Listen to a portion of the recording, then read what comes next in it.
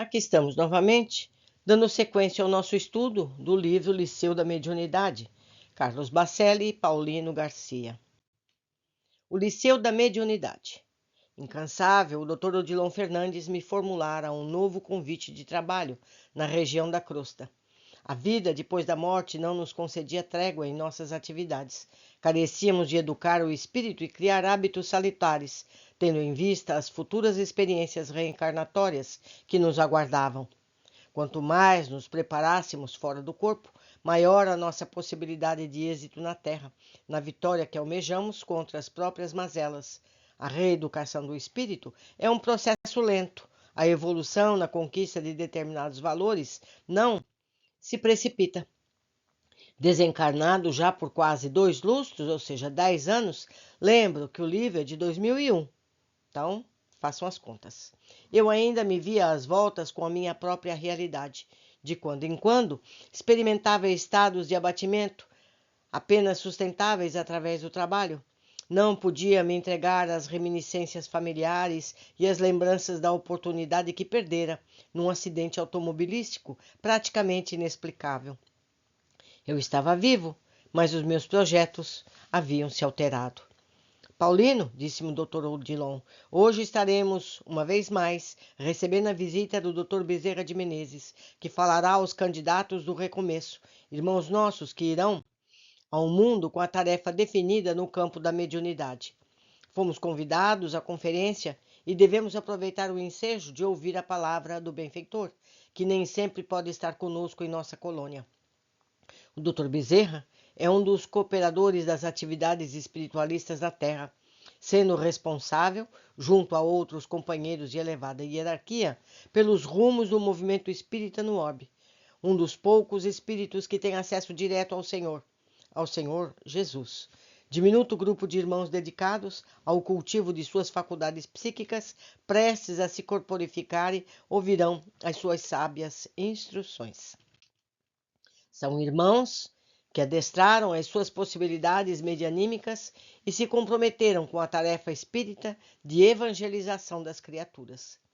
O Dr. Odilon, um amigo que me havia transformado em tutor espiritual na vida além-túmulo, era o diretor de uma escola informal situada nas regiões imediatas ao nosso novo habitat, dedicada ao preparo dos espíritos que tensionavam servir a doutrina em suas futuras imersões no corpo. Sem as características das escolas terrestres que diplomam os que lhe frequentam os cursos, o liceu, fundado pelo respeitável instrutor, sob o aval de espíritos superiores, e do qual o Dr. Bezerra de Menezes era o patrono, encerrava estreita semelhança com os liceus da Grécia Antiga, onde os filósofos iniciavam os discípulos no conhecimento da verdade. Conseguimos, Paulino, prosseguiu o mentor, trabalhar na preparação de 20 irmãos e irmãs que, interessados em seu crescimento espiritual diante da vida, estão dispostos a renascer compromissados com a causa do espiritismo. São todos eles espíritos que faliram no passado e que, por assim dizer, margearam o caminho do conhecimento superior, sem todavia lograr trilhá-lo. Estamos esperançosos. A doutrina, conforme sabemos, necessita de agentes conscientes no mundo. Dois deles tentarão situar-se fora do Brasil, em um dos países da América do Sul, mais acessíveis ao movimento da terceira revelação. Os demais, no entanto, reencarnarão espalhados nas mais diferentes cidades. Durante quanto tempo se prepararam? Indaguei com o propósito de ser fiel às anotações que efetuava em meus rascunhos de atividades espirituais. Os estudos mais intensivos, respondeu o Dr. Odilon, com base no Pentateuco Kardeciano, levam 5 anos, quase em tempo integral. Os candidatos à tarefa dedicam-se à vivência da mediunidade no campo teórico e prático. Alguns, no entanto, necessitam de preparação mais longa. A maioria chega até nós vitimada por processos obsessivos e trazem graves sequelas psíquicas. Muitos são portadores de deformidades culturais e de crenças difíceis de serem tratadas. Não é fácil. Enquanto não se preparam o suficiente e revelam a mínima possibilidade de êxito nas atividades a serem empreendidas, não os liberamos e mesmo não lhes recomendamos a reencarnação, de alto risco. Como você sabe, muitos têm falhado lamentavelmente. Esquecidos de seus compromissos, logo nos primeiros tempos se desvirtuam e tentam contemporizar com a fé, quando não acabam, transformando a mediunidade em instrumento de exploração alheia. Não seria melhor, questionei, deixar que as coisas se desdobrassem naturalmente, ou seja, que os médiuns aparecessem espontaneamente nas casas espíritas? Não é melhor, respondeu Odilon, canalizar a água para dentro de casa do que ter que buscá-la no poço? Respondeu o orientador. Jesus convidou os companheiros do colegiado apostólico e, após prepará-los, enviou-os à pregação da Boa Nova, estendendo o convite do reino de Deus para outros povos. Não devemos cruzar os braços e permanecer na expectativa de que as leis divinas operem por nós. O senhor não acha, no entanto, insisti, que a formação de médios crie certos problemas, como, por exemplo, a ideia de que se trabalha na organização de uma casta de iniciados? Evidentemente, Paulino, em tudo carecemos de ponderação e discernimento.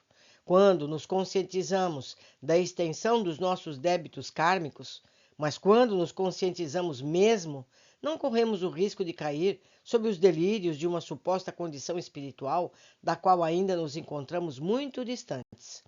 Quando nos referimos anteriormente à prática mediúnica em nosso liceu, não quis me referir apenas ao intercâmbio espiritual, sustentado pelos habitantes de outras esferas, abaixo ou acima de nós.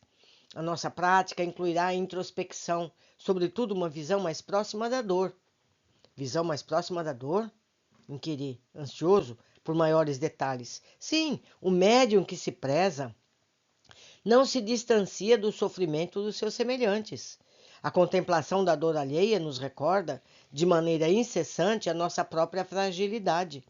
Não raro carecemos de ver nos outros a realidade que não conseguimos enxergar em nós.